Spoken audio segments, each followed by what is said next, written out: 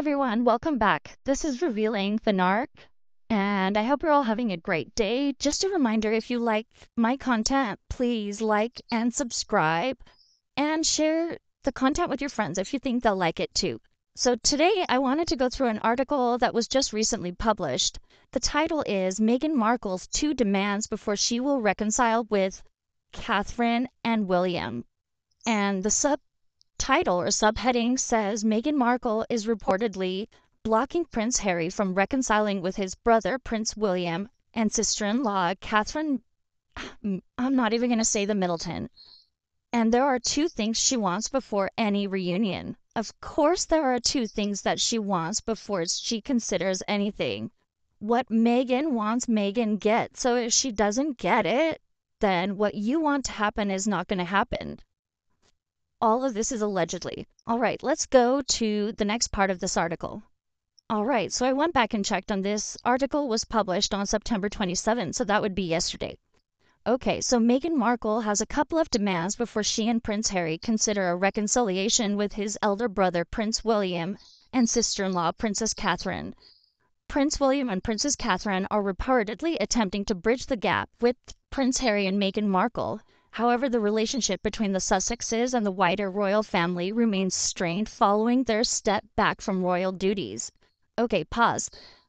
The problem wasn't that they stepped back from their royal duties. The problem occurred when they bashed the family over and over again through the Oprah interview, through the book Spare, through the Netflix documentary, through everything else that they've done since March of 2020 or January of 2020 or whenever it is they left.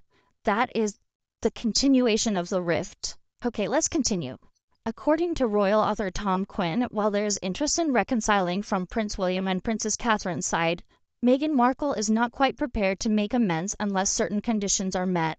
Personally, I find this hard to believe, and I'm wondering what you all think. So please leave a comment and let me know. Do you think that really Princess Catherine and Prince William want to reconcile?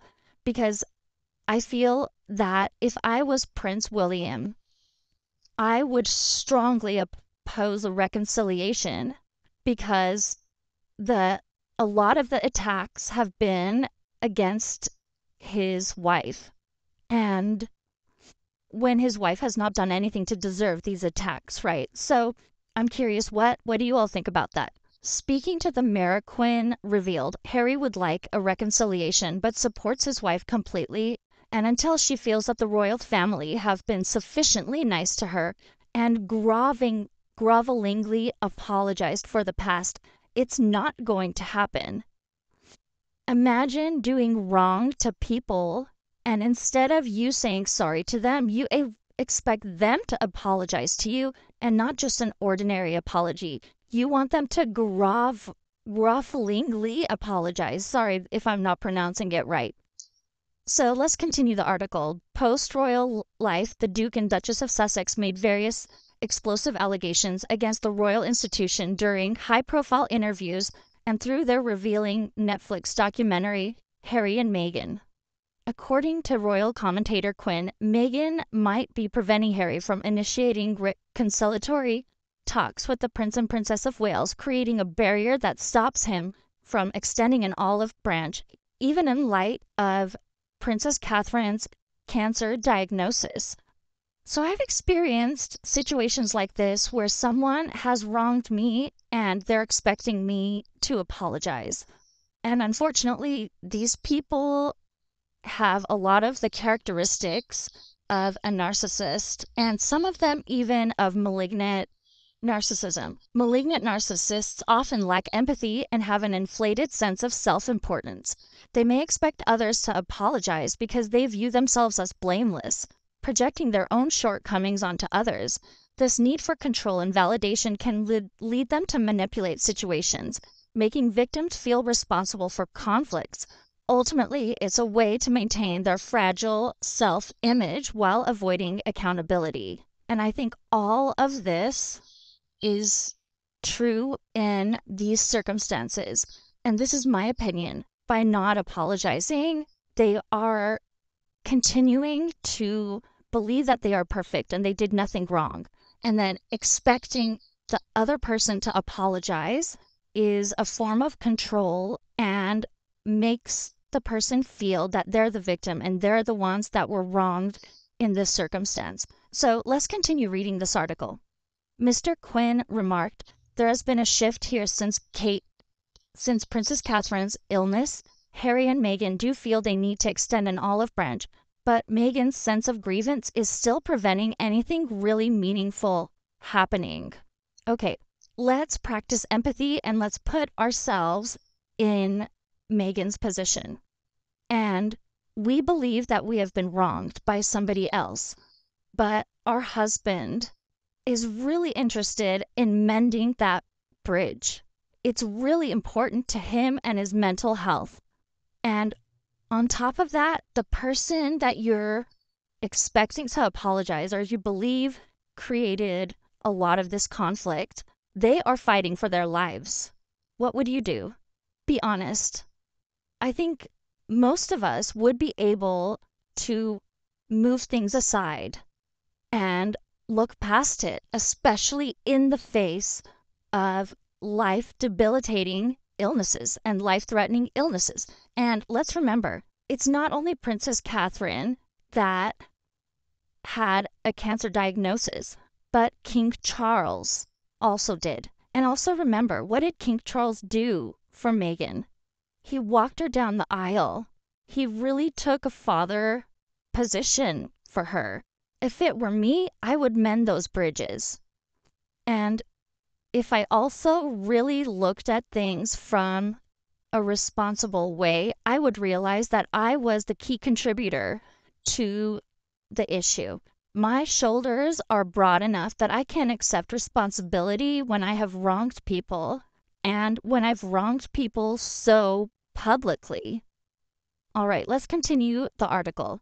Illness often brings warring family members together, and there have been hopes at Kensington Palace that Princess Catherine's illness might do it.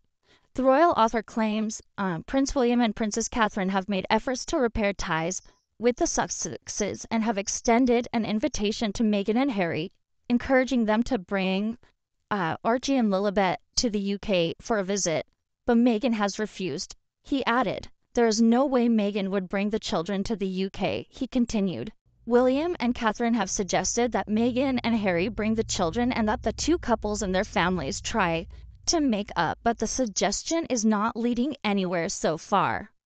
So not only is she denying her husband from reconciliation, she is blocking her children's ability to meet their grandfather or establish relationships with their grandfather, to meet and spend time with their aunt and uncle, who are the future king and queen of the United Kingdom, and with their three cousins. And I've said this before, but if I was those children and I grew up and I found all this stuff out, that I had these amazing cousins and I spent Christmas in Montecito, I would be so upset. I would feel like something amazing was taken from me. Would you all feel that way too? I'm curious if I'm the only one that would think that. Okay, let's continue. The relationship between Meghan and Harry and William and Catherine has been tense following the Sussexes' frank disclosures about royal life in their Netflix documentary series and their bombshell interview with Oprah Winfrey.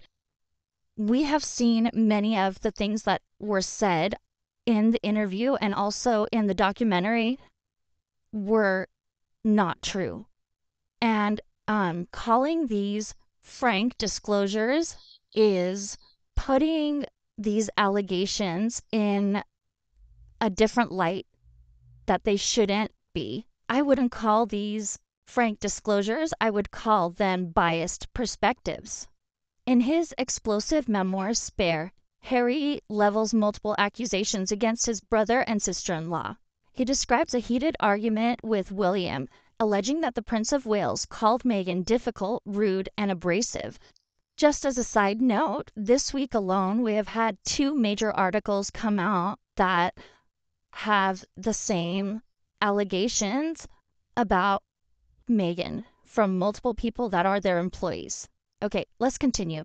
Harry further claims that during this altercation, William grabbed me by the collar, ripped my necklace, and he knocked me to the floor.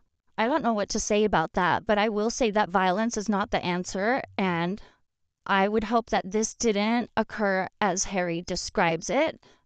But in order to be unbiased and look at this objectively, I would have to say that this behavior, had William done this, would be wrong.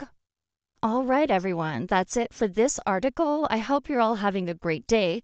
Please like and subscribe. Please share this content with your friends if you think they'll find it interesting, and I will talk to you all soon.